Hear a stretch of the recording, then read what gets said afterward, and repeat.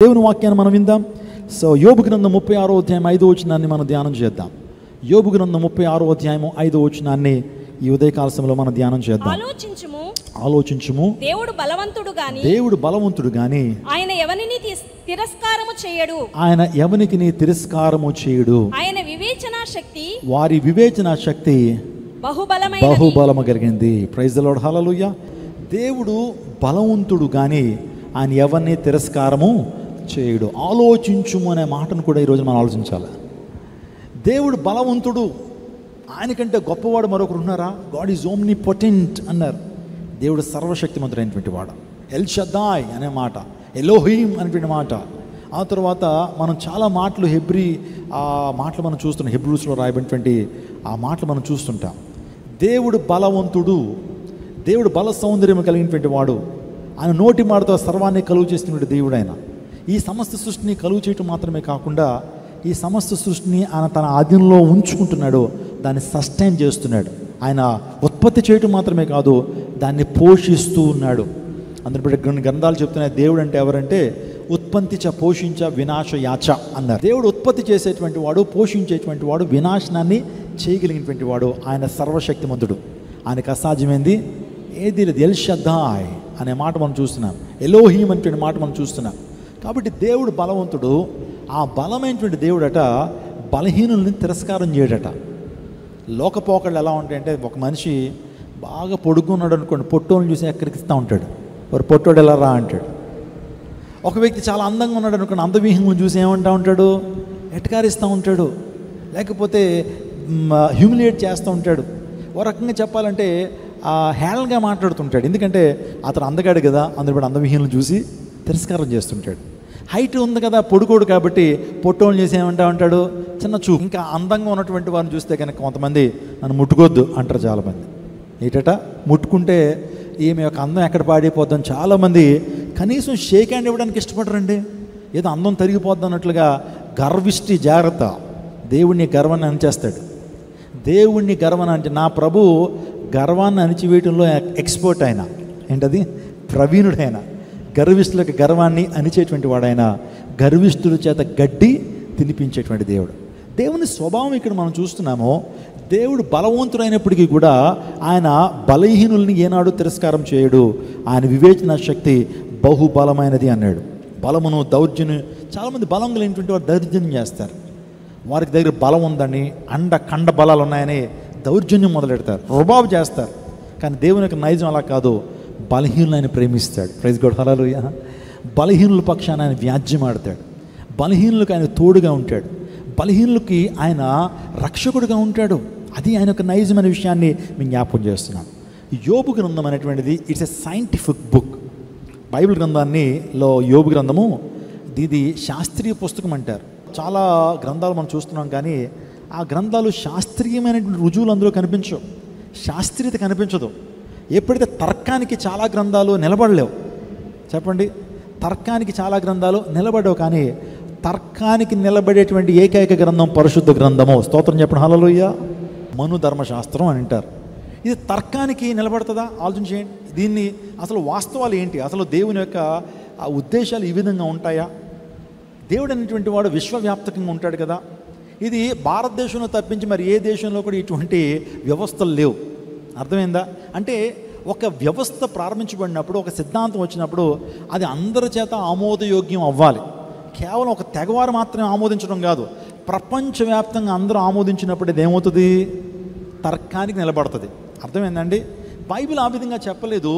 Bible చెప్తున్నటువంటి ఆ సృష్టిక్రమం ఏదైతే ఉందో, ప్రపంచంలో శాస్త్రవేత్తలు సైతం కూడా, ఈ రోజున శాస్త్రవేత్తలు సైతం కూడా దేవుని లేఖనం చెప్తున్నటువంటి ఆ తర్కం, దేవుని లేఖనాలు చెప్తున్నటువంటి ఆ ప్రిన్సిపల్స్కి వాళ్ళు కూడా ఏకీభిస్తున్నారు. నేను సడన్గా ఒక సందర్భంలో TV9 వార్తలు చూస్తుంటే అందులో ఒక కాన్సెప్ట్ చెప్తా ఉన్నారు. TV9లో అంటే చాలా విశ్వసనీయమైనటువంటి వార్తలు కదండి. TV9 అనగానే చాలా అథెంటిక్ న్యూస్ని వాళ్ళు ప్రజెంట్ చేస్తుంటారు.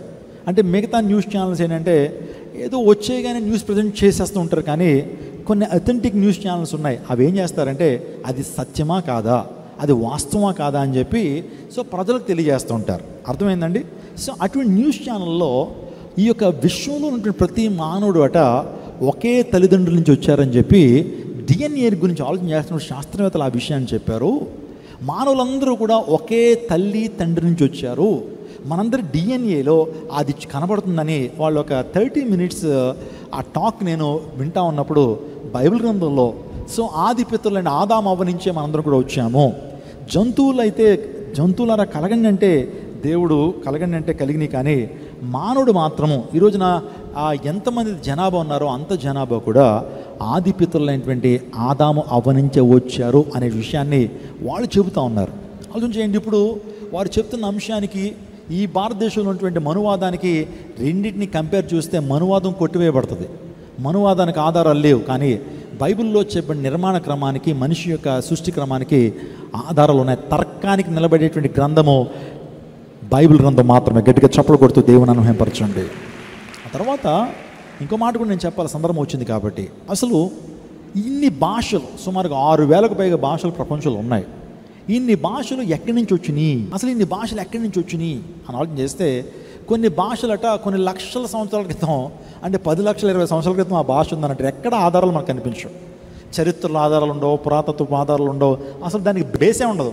తీసుకెళ్ళి పక్కన పెట్టేస్తుంటాం వాటిని. కానీ అసలు వాస్తవానికి భాషలన్నీ కూడా ఎక్కడి నుంచి వచ్చినాయి, ఈ జాతులు ఎక్కడి నుంచి వచ్చారనంటే ఈరోజున శాస్త్రవేత్తలు, భూగర్భ శాస్త్రవేత్తలు, ప్రపంచంలో ఉన్న టాప్ క్లాస్ సైంటిస్టులు చెప్తున్నటువంటి విషయం ఏంటంటే టర్కీ అనేటువంటి ప్రాంతం ఉంది.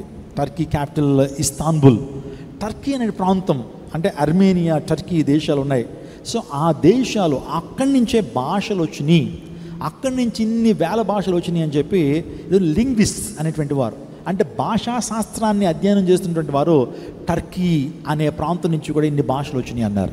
దానికి బైబిల్లో ఆధారం ఉంది. అసలు భాషలు ఎక్కడ తారుమారైనాయి? నోవహు అనేటువంటి వ్యక్తి జలప్రళయం నుంచి తప్పించబడి అతని యొక్క ఓడ అది వెళ్తూ అరారాతు పర్వతాల మీద ఏం చేసింది? నిలిచింది. అరారాతు పర్వతాల మీద నిలిచినప్పుడు మరలా ఆ నోవహు అతని యొక్క 3 కుమారులు 3 కోడళ్ళు తన భార్య 8 మంది వాళ్ళు భూమి మీద నీళ్లు ఆరిపోయిన తర్వాత మళ్ళీ అక్కడ ఒక సివిలైజేషన్ ప్రారంభించబడింది. మొత్తం భూమి మీద ఉన్నటువంటి ప్రతి జీవరాశి మరణించిన తర్వాత ఆ 8 మంది చేతే దేవుడు మరలా ఏం చేస్తున్నాడు? సంతానాలు వృద్ధి చేస్తా ఉన్నప్పుడు అక్కడ సంతానం వృద్ధి అయిన తర్వాత అక్కడ ఒక వ్యక్తి తను చాలా గర్విష్ఠుడై ఉన్నాడు. ఆ వ్యక్తి ఒక గోపురాన్ని కడదాం అనుకున్నాడు.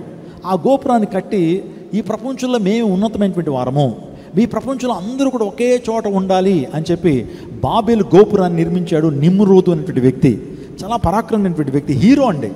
వాస్తవానికి అనేక మంది జంతువుల బారి నుంచి, అనేక మంది దుర్మార్గుల బారి నుంచి రక్షించేటువంటి వాడు హీరో నిమ్రోద్. ఆ నిమ్రోద్ అనుకున్నాడు, ఇంకా ప్రజలు ఎక్కడికి వెళ్ళడానికి వీల్లేదు, అందరూ చెదిరిపోవడానికి వీల్లేదు, మనందరూ కూడా యునైటెడ్గా ఉండాలి, అందరూ బట్టి గొప్ప గోపురాన్ని కడదాం, ఆ గోపురము ఆకాశ అంచున దాటాలి, మనమే ఈ ప్రపంచంలో మోనార్కులం, దేవుడు లేడు, దేవునికి లోపడాల్సిన అవసరం లేదని చెప్పి తిరుగుబాటుతో ఒక కట్టడాన్ని కడితే ఆ కట్టడాన్ని పరిశుద్ధాత్మ దేవుడు ఏం చేశాడు? తారుమారు చేసి కట్టడాన్ని కడతా ఉన్నప్పుడు వారి పనిని డిస్టర్బ్ చేయడానికి దేవుడు భాషలు మార్చేశాడు. ఇంట్లో మనం ఉన్నప్పుడు భర్త ఒక భాష, భార్య ఒక భాష, పిల్ల ఒక భాష మాట్లాడుతున్నారు అనుకోండి, ఎలా ఉంటుంది పరిస్థితి? పోనీ ఇంటి కట్టడమే చూసుకోండి. దేవుడు ఏం చేశాడంటే మొత్తం చక్కగా కట్టడానికి కడతా ఉన్నప్పుడు సో మేస్త్రి అంటున్నాడు, రే ఇటుకలు పట్టురా అని అంటుంటే వాడికి అర్థం కాదు, ఇంటికంటే భాష మారిపోయింది. ఇటుకంటే వాడికి అర్థం కావట్లేదు, ఇసుక పట్టుకొస్తున్నాడు. వరే ఇది కాదు ఇసుక పట్టురా అంటే సిమెంట్ పట్టుకొస్తున్నాడు. ఇంకా మొత్తం అంతా కన్ఫ్యూజ్ అయిపోయారు అందరూ కూడా. బాబేలు అంటేనే తారుమారు అని అర్థం. కన్ఫ్యూజ్ అయిపోయి కట్టడం ఏమైపోయింది? నిలిచిపోయింది. అక్కడి నుంచి వచ్చినాయి అని బైబిల్ చెప్తా ఉంది. భాషలో శాస్త్ర ప్రపంచం కూడా చెప్తా ఉంది. లింగ్విస్ట్స్ చెప్తున్నారు టర్కీ నుంచి అనేకమైన భాషలు వచ్చినాయి, ఆ భూభాగం నుంచే, ఆ ప్రాంతం నుంచే భాషలు వచ్చినాయి. ఇప్పుడు బైబిల్ గ్రంథం తర్కానికి నిలబడిందా లేదా? మీరు 1 కాదు 2 కాదు, ప్రతిదీ కూడా తీసుకుని తర్కించండి, బైబిల్ని తర్కించండి. సత్యమని తేలుతుంది. ఊరికి నేను బైబిల్ గ్రంథాన్ని నేను ప్రీచ్ చేయట్లేదు, ఊరికి నేను బైబిల్ గ్రంథాన్ని నమ్మట్లేదు. దేవుని వాక్యము సజీవమైనది, దేవుని వాక్యము యషార్ అంటే సత్యమైనది, దేవుని వాక్య సారాంశమే సత్యం అని దేవుని వాక్యం సెలవిస్తున్నాయి. దేవుని వాక్యాన్ని అందించాలి. ఆ ప్రిటెక్స్ట్ ఏంటి, ఆ కాంటెక్స్ట్ ఏంటో అది అర్థం చేసుకుని వాక్యాన్ని విశదీకరించాలి చర్చ్కి. అంతేగాని సినిమా డైలాగులు, ఆ తర్వాత లోకంలో ఉన్నటువంటి చలోక్తులు, కామెడీ డైలాగులు చెప్పి సంఘాన్ని నడిపిస్తే సంఘాలు నిలబడవు. కానీ దేవుని వాక్యం చేత ఎమోషన్స్తో కాదు సంఘాన్ని నడిపించడం. ఎమోషన్స్ ఎలాంటివి అంటే అవి పాపప్ లాంటివి అనమాట. పాప్కార్న్ లాగా కాసేపు ఉంటాయి, ఎమోషన్స్తో సంఘాన్ని నడిపించావా, సంఘాన్ని నిలబడవు. కానీ వాక్యంతో సంఘాన్ని నడిపించినప్పుడు వాక్యం ద్వారా వాక్యం చేత కట్టబడిన సంఘాలు స్థిరంగా ఉంటాయి. ఇది మన సిద్ధాంతం. ఆలోచించేయండి, యోబు గ్రంథాన్ని వాస్తవానికి మోషే రాశాడు. యోబు గ్రంథాన్ని రాస్తున్నప్పుడు మనం చూస్తున్నప్పుడు introductory part and then conclusion part Moshe రాశాడు. మిగతావి యోబు గారి యొక్క స్నేహితులు. సో వారు అడిగిన ప్రశ్నలు, ఆ తర్వాత ఎలీహు అనేటువంటి దేవజనుడు రాసినటువంటి విషయాలు ఇందులో రాయబడతాయి. చూడండి, బైబిల్ అందులో ప్రొలాగ్ అంటారు. ప్రొలాగ్ అంటే ఇంట్రడక్టరీ పార్ట్ని, అంటే ఒక రకంగా చెప్పాలంటే పరిచయ వాక్కులు ఏదైతే ఉంటాయి దాన్ని ఇంట్రడక్షన్ అంటారు కదా, అవి దాన్ని ఏమంటారంటే ప్రొలాగ్ అంటారు.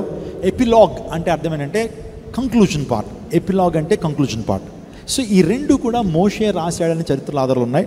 మిగతా మధ్య అధ్యాయాలన్నీ కూడా యోబు యొక్క స్నేహితులు యోబుని అడిగిన ప్రశ్నలు, ఆ తర్వాత ఎలీహు అనేటువంటి వ్యక్తి ఆయన దైవజనుడు చెప్పిన విషయాలు ఇందులో చెప్పడం జరిగింది. చెప్పండి, యోబు స్నేహితుల పేర్లు ఏంటి?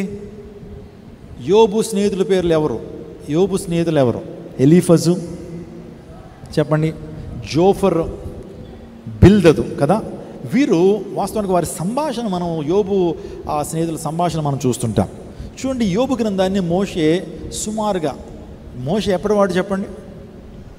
మోషే ఎప్పుడోడు? 1907 స్వాతంత్రం వచ్చేటప్పుడు ఉన్నాడా? యోబు ఎప్పుడు వాడు? లేకపోతే మోషే ఎప్పుడు వాడు? మోషే క్రీస్తు పూర్వం 1500 సంవత్సరాల్లో ఉన్నటువంటి వ్యక్తి కదండి. అసలు ఇజ్రాయెల్ దేశ నిర్గమం 1440 సంవత్సరాలు జరిగినట్లుగా చరిత్రల ఆధారాలు ఉన్నాయి. అంటే వాస్తవానికి సుమారుగా 1500 సంవత్సరాలు ఆ టైంలో నివసించినటువంటి మోషే, ఆ టైంలోనే యోబు గ్రంథం అనేది రాయబడింది. చూడండి, యోబు గ్రంథంలో ప్రాముఖ్యంగా మనం చూస్తున్నప్పుడు యోబు యథార్థవంతుడు, నీతిమంతుడు, దేవుని భక్తులు కనిపించే వాడు, చెడుతనమును అసహించుకున్నటువంటి వాడు, గొప్ప ఒకరిని చెప్పాలంటే దేవునికి యందు భయభక్తులు కలిగినటువంటి వాడు. ధనవంతుల్లో వాస్తవానికి దేవుని భయము భక్తి ఉండదండి. ధనవంతులు చాలా గర్వంతో జీవిస్తారు. ధనవంతులు చాలా దేవుని దూరంగానే ఉంటారు. కానీ యోబు ధనవంతుడైనప్పటికీ కూడా దేవుని యొక్క సన్నిధిలో నిందారహితుడిగా బ్రతికాడు. తన బిడ్డలు ఎక్కడైతే పాపం చేశారేమో, తన బిడ్డలు దేవునికి ఆయాస్కరంగా బ్రతుకుతున్నారేమో, తన బిడ్డలు దేవునికి దూరంగా ఉన్నారేమో అని ప్రతిరోజు పరీక్షిస్తూ వారి కొరకు దేవుని సన్నిధిలో దహన బలి అర్పిస్తున్నటువంటి వాడు, వారిని ప్రార్థనలో నడిపించినటువంటి గొప్ప తండ్రి, మాదిరికరమైన తండ్రి ఎవరు? యోబు గారు.